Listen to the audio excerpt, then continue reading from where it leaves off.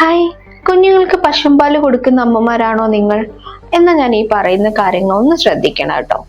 കുഞ്ഞുങ്ങൾക്ക് നമ്മൾ പശുമ്പാൽ എപ്പോഴാണ് കൊടുക്കേണ്ടത്? മിക്ക അമ്മമാരും ചോദിക്കുന്ന ഒരു ക്വസ്റ്റ്യൻ ആണിത്.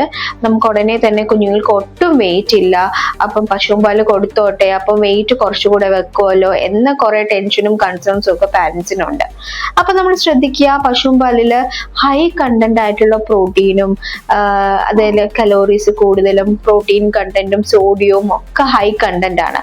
അപ്പൊ ഇത്രയും ഹൈ കണ്ടന്റ് ആയിട്ടുള്ള കാര്യങ്ങള് കുഞ്ഞുങ്ങളുടെ കിഡ്നിക്ക് ഫിൽട്ടർ ആകാനുള്ള താമസം കണ്ടുവരാം. അത് പെട്ടെന്ന് അധികം കുഞ്ഞുങ്ങളുടെ കിഡ്നിക്ക് ഫിൽട്ടർ ആയി കിട്ടത്തില്ല, ഇത്രയും ഹൈ കണ്ടന്റ്.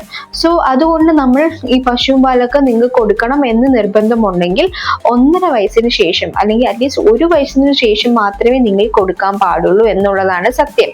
പിന്നെ ഞാൻ ഈ പറയുന്ന പോലെ എന്താ, പശുവിന്റെ പാൽ ആക്ച്വലി നമ്മൾ പശുവിന്റെ കുട്ടിക്ക് കുടിക്കാനാണ് അത് യാഥാർത്ഥ്യമായിട്ടുള്ളത്. പക്ഷെ നമ്മളുടെ മലയാളികൾ എന്താണ്, നമ്മളും കവർപ്പാലും അതുപോലെ തന്നെ പശുവിന്റെ പാലെല്ലാം കുടിക്കുന്നുണ്ട്. സോ നമ്മളത് കുഞ്ഞുങ്ങൾക്ക് കൊടുക്കാം. പക്ഷേ ഈ ഒരു 1.5 വയസ്സിന് ശേഷം മാത്രമേ നമ്മൾ കുഞ്ഞുങ്ങൾക്ക് അത് കൊടുക്കാൻ പാടുള്ളൂ.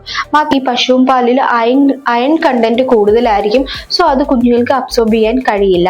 നമ്മുടെ ബ്രസ്റ്റ് മിൽക്കിൽ, അമ്മയുടെ പാലിലുള്ള അയൺ കണ്ടന്റ് കുഞ്ഞുങ്ങൾക്ക് അബ്സോർബ് ചെയ്യാനായിട്ട് കഴിയുന്നതാണ്. അപ്പോൾ ഈ ഒരു അനിമൽ മിൽക്ക്, അതായത് പശുവിന്റെ പാലൊക്കെ നമ്മൾ കൊടുക്കുമ്പോൾ അതിലുള്ള അയൺ കണ്ടന്റ് കുഞ്ഞുങ്ങൾക്ക് അബ്സോർബ് ചെയ്യാൻ പറ്റാത്തത് കൊണ്ട് തന്നെ കുഞ്ഞുങ്ങൾ അനീമിക് ആവാനുള്ള ചാൻസസും കൂടുതലാണ്. അതുകൊണ്ടാണ് നമ്മൾ മെയിൻലി പറയുന്നത് കുഞ്ഞുങ്ങൾക്ക് 1.5 വയസ്സൊക്കെ ആയിട്ട് മാത്രമേ നമ്മൾ പശുവിന്റെ പാൽ, ആട്ടിന്റെ പാലൊക്കെ കൊടുക്കാൻ പാടുള്ളൂ. ഒരു കാരണവശാലും കുഞ്ഞുങ്ങൾക്ക് 1 വയസ്സിന് മുന്നേ ഇതുപോലെ പശു പാലുകൾ, ആടിന്റെ പാല് ഇതൊന്നും കുഞ്ഞുങ്ങൾക്ക് കൊടുക്കരുത് എന്നുള്ളതാണ്. മാത്രമല്ല ടേമും പ്രീ ടേമിനും ഡിഫറെന്റ് ആയിരിക്കും. നമ്മൾ പ്രീ ടേമിന്റെ കേസ് എടുക്കുകയാണെന്നുണ്ടെങ്കിൽ കുഞ്ഞിന് 1 വയസ്സാകുന്നത് എങ്ങനെയാണ് നമ്മൾ നോക്കേണ്ടത്? EDD, expected date of delivery എന്ന കണക്ക്, അതായത് എന്ന കാൽക്കുലേഷൻ വെച്ചിട്ടാണ് കുഞ്ഞിന്റെ എത്ര മന്ത് ആയി എന്നുള്ളത് നമ്മൾ കാൽക്കുലേറ്റ് ചെയ്യുന്നത്. അപ്പോൾ ഡേറ്റ് ഓഫ് ബർത്ത് വെച്ച് നോക്കുന്നതും EDD വെച്ച് നോക്കുന്നതും ഡിഫറെന്റ് ആയിരിക്കും. അതനുസരിച്ച് ഓരോ അമ്മമാരും ശ്രദ്ധിച്ച് കുഞ്ഞുങ്ങളുടെ കാര്യത്തിൽ നോക്കണം എന്നുള്ളതാണ് എനിക്ക് പേഴ്സണലി പറയാനുള്ളത്. അപ്പൊ വീണ്ടും അടുത്ത ഒരു പ്രയോജനപ്രദമായ വീഡിയോയുമായിട്ട് വരുന്നവരെ ടാറ്റ.